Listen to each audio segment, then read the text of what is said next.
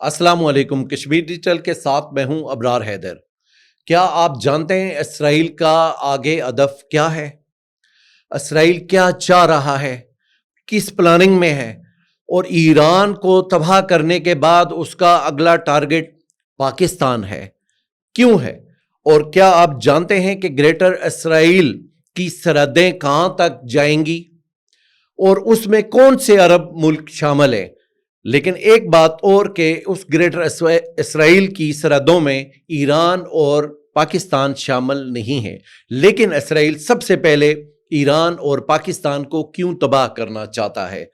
Europe میں Nitin Yahoo نے جو خوف پھیلایا ہے اور اپنے آپ کو ایک نجات دہندہ کے طور پہ پیش کیا ہے کہ اگر میں نہیں ہوں تو ایران آپ کو نقصان پہنچائے گا، حالانکہ ایران کی یورپ کے ساتھ براہ راست کوئی دشمنی، کوئی مخاصمت نہیں ہے۔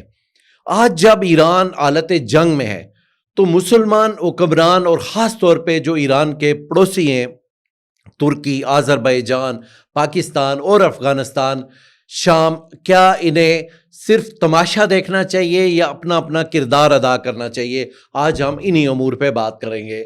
سب سے پہلے آپ کو یہ بتانا مقصود ہے کہ فلسطین کا تنازع اس وقت پیدا ہوا جب آل سعود کو سعودی عرب ملا۔ اس وقت ایک نیشنلزم کی تحریک تھی، عرب نیشنلزم کی، جس نے خلافت کا خاتمہ کیا۔ اب جب وہ عرب ممالک بن گئے، شریف مکہ کی اولاد کو اردن ملا، ان کے دوسرے بیٹے کو مراکش ملا، وہ سارا ایک تقسیم ہو گیا عرب، اور عرب چھوٹی چھوٹی ریاستیں بن گئی۔ آل سعود کو سعودی عرب مل گیا، دوسرے ان کے جو عزیز تھے انہیں قطر مل گیا، کسی کو یہ جو ابھی دبئی، ابو ظہبی وغیرہ یہ ریاستیں مل گئیں۔ عرب جو نیشنلزم تھا وہ کامیاب ہو گیا۔ اب اس کے ساتھ ساتھ فلسطین کا تنازع بھی انہیں ورثے میں آ گیا۔ عرب نیشنلزم کے ساتھ فلسطین کا مسئلہ بھی تھا۔ فلسطین کے جو معاملات تھے ان میں کئی مرتبہ وہ تحریک بہت اوپر گئی، کامیابی کے قریب پہنچی، پھر ناکام ہوئی، وہ ماضی کے قصے ہیں۔ ابھی جو فلسطین کی تحریک ہے اس کا اس دنیا میں سب سے بڑا پشتیبان ایران ہے، اور وہ ایران کا جو تنازع چل رہا ہے وہ امریکہ کے ساتھ اس لیے چل رہا ہے کہ امریکہ نے آج سے 40 سال پہلے جب آیت اللہ خمینی نے انقلاب لایا ایران میں، تو اس وقت سے ہی یہ ایک تنازع ان کے درمیان، امریکہ اور ایران کے درمیان کھڑا ہو گیا، یہاں تک کہ اس انقلاب کے دوران امریکن سفارت خانے پہ ایرانیوں نے قبضہ کر لیا تھا، پھر سفارتی تعلقات ختم ہو گئے۔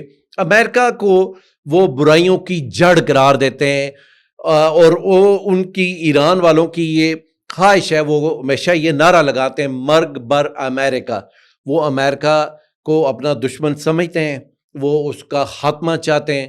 امریکہ اور ایران کی جنگ 40 سال سے شروع ہے، کبھی یہ شدت اختیار کر لیتی ہے، کبھی کم ہو جاتی ہے۔ ایران عراق جو جنگ ہوئی اس میں بھی بنیادی طور پہ اس کا بھی مقصد یہی تھا۔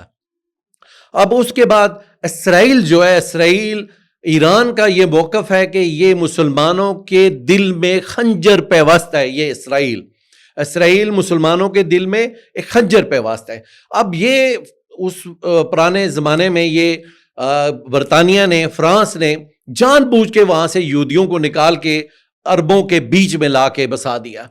انہوں نے ایک ایسا عمل کیا، اس میں انہوں نے کئی فائدے اٹھائے۔ ایک تو وہ یہودیوں سے محفوظ ہو گئے، یہودیوں کی تباہ کاریوں سے محفوظ ہو گئے، پورا یورپ یہودیوں کے شر سے محفوظ ہو گیا، لیکن انہوں نے مسلمانوں کے بالکل دل میں خنجر پیوست کر دیا۔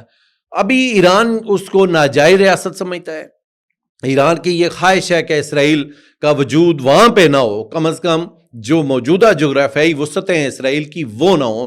اسرائیل اگر ہو بھی تو یورپ میں کہیں ہو، امریکہ کے پڑوس میں ہو، لیکن یہاں پہ نہ ہو۔ اب یہ بھی ایک تنازع ایران اور اسرائیل کا۔ اسرائیل نے اور امریکہ نے ایران کو کمزور کرنے، تباہ کرنے میں کبھی کوئی کسر نہیں چھوڑی، اس کے بارے میں آپ یقیناً جانتے ہوں گے۔ اسرائیل نے ایران کے اندر جاسوسی کا نیٹ ورک بنایا، اور امریکہ نے جوہری توانائی کے بہانے کو سامنے رکھ کے ایران پہ ایسی شدید قسم کی پابندیاں لگوا رکھی ہیں کہ وہاں پہ کوئی بھی ٹیکنالوجی، کوئی بھی جدید چیز جا ہی نہیں سکتی، تجارت نہیں ہو سکتی، پیسہ نہیں آ سکتا، زر مبادلہ نہیں ہو سکتا، لیکن ایران کے لوگ کھڑے رہے. آج 40 سال بعد بھی تقریباً وہ 40 سال بعد بھی وہ کھڑے ہیں. یہ سارا تنازع امریکہ، اسرائیل اور ایران کا موجود ہے، لیکن ایران براہ راست متاثر نہیں ہو رہا. ایران یہ سمجھنے والی بات ہے کہ اس سارے عمل میں ایران براہ راست امریکہ اور اسرائیل سے متاثر نہیں ہو رہا تھا. اب ایران نے یہ ایک اسلامی نقطہ نظر سے جو ان کی ایک آئیڈیالوجی ہے اس کے مطابق انہوں نے اسرائیل اور امریکہ سے دشمنی مول لی. براہ راست ایران کو قطعاً امریکہ اور اسرائیل سے خطرہ نہیں تھا. اگر وہ اپنے تعلقات نہ بگاڑتے تو انہیں کوئی مسئلہ نہیں تھا. کیوں؟ اس لیے کہ ایران کو ایک عجم کا ملک کہا جاتا ہے، اس کا عرب کے ساتھ کوئی تعلق نہیں ہے. اسرائیل کا جو مسئلہ ہے وہ یہ ہے کہ وہ انہوں نے ایک خود ساختہ ریاست بنا رکھی ہے، ایک تصوراتی ریاست بنا رکھی ہے جس کو وہ گریٹر اسرائیل کا نام دیتے ہیں. اب اس گریٹر اسرائیل کی جو سرحدیں ہیں وہ آ جاتی ہیں اسرائیل سے آگے بڑھتے ہوئے، سعودی عرب سے آگے بڑھتے ہوئے، یمن شاید اس میں پورا شامل نہیں ہے لیکن شاید اس کے کچھ علاقے شامل ہیں، شام کے کچھ علاقے شامل ہیں، عراق کے کچھ علاقے شامل ہیں. یہ انہوں نے ایک نقشہ ترتیب دے رکھا ہے اور ان کا یہ خیال ہے کہ پرانے زمانوں میں یہ ہماری یہودی ریاست تھی اور ہم نے اس کو بحال کرنا ہے. اب اس میں ایک جو سمجھنے والی چیز ہے وہ یہ ہے کہ یہ عرب ممالک جو اس وقت بلکہ وہ اگر کہا جائے تو وہ شاید اسرائیل کے ذہنی غلام تو ضرور ہیں لیکن جسمانی طور پہ بھی وہ غلام ہو سکتے ہیں اگر اس وقت انہوں نے مزاحمت نہ کی. کیونکہ اسرائیل کا جو پھیلاؤ ہے اس کے پیچھے امریکہ ہے، پورا یورپ بیٹھا ہوا ہے. وہ ایک لمبی کہانی ہے. اسلحہ ان کے پاس ہے، ٹیکنالوجی ان کے پاس ہے، جدید ترین سائنسی تحقیقات وہ کرتے ہیں. یہ جو ہمارے مسلمان ہیں یہ آپس میں تفرقہ بازی کرتے ہیں. کوئی وہ شیعوں کو پروموٹ کرتا ہے، کوئی سنیوں کو کرتا ہے، کوئی اہل حدیث کو کرتا ہے، کوئی دیوبندیوں کو کرتا ہے. یہ تحقیقی کام یہ والا کرتے ہیں، یہ وہ والا کام نہیں کرتے جو جابر بن حیان نے کیا، ارشمیدس نے کیا، جو پرانے زمانے کے مسلمان کیا کرتے تھے. تحقیق سائنس پہ، ٹیکنالوجی پہ آگے بڑھنا، اپنی یونیورسٹیز بنانا جو سائنس اور ٹیکنالوجی جہاں پہ پڑھائی جائے، سکھائی جائے، وہ نہیں کرتے ہمارے مسلمان. جس کا نتیجہ یہ ہے کہ آج کوئی بھی مسلمان ملک اگر سادہ الفاظ میں کہا جائے تو امریکہ کے سامنے ٹکنے کے لائق نہیں ہے، کھڑا نہیں ہو سکتا. یہ ایران ہے. ایران ایک آئیڈیالوجی پہ چلنے والا ملک تھا، اس نے اپنے لیے اس کٹھن راستے کا انتخاب کر لیا. اب جو گریٹر اسرائیل ہے، گریٹر اسرائیل کے راستے میں جو رکاوٹ ہے وہ صرف ایران اور پاکستان ہے. آپ کو شاید یاد ہوگا کہ اسرائیل نے بھارت کے ساتھ مل کے پاکستان کا ایٹمی جو پروگرام ہے یا ایٹمی پلانٹ ہے وہ تباہ کرنے کی ماضی میں کوشش کی تھی، جس میں وہ بری طرح سے ناکام ہوئے. اور ابھی بھی یہ جو یہود اور عنود کا گٹھ جوڑ ہے یہ کسی بھی لمحے، آج سے 5 سال بعد، 10 سال بعد، 2 سال بعد، یہ کسی بھی وقت یہ اپنی خباثت کا اظہار ضرور کریں گے. یہ ضرور پاکستان کو نقصان پہنچانے کی کوشش کریں گے اور ایسا بالکل واضح ہے کہ انہیں امریکہ کی بھی حمایت حاصل ہوگی. یہ بالکل، یہ امریکہ ابھی آپ کے ساتھ ہے، وہ کہتا کچھ ہے کرتے کچھ ہے. ابھی ٹرمپ نے پہلے کہا جی ہمیں نہیں پتا تھا، بعد میں اس نے کہا ہمیں پتا تھا کہ اسرائیل حملہ کرے گا. ادھر سے وہ مذاکرات کر رہے تھے ایران کے ساتھ. یہ ساری چیزیں سب کے علم میں ہونی چاہیے. یہ کبھی بھی مسلمانوں کو ٹرمپ ہو یا نیتن یاہو ہو وہ برداشت نہیں کر سکتے، اور پھر ان مسلمان ملکوں کو جن کے پاس طاقت ہے ان کو تو بالکل برداشت نہیں کر سکتے. اب ان کا جو گریٹر اسرائیل کا تصور ہے اس کی راہ میں رکاوٹ یہ 2 ملک ہیں.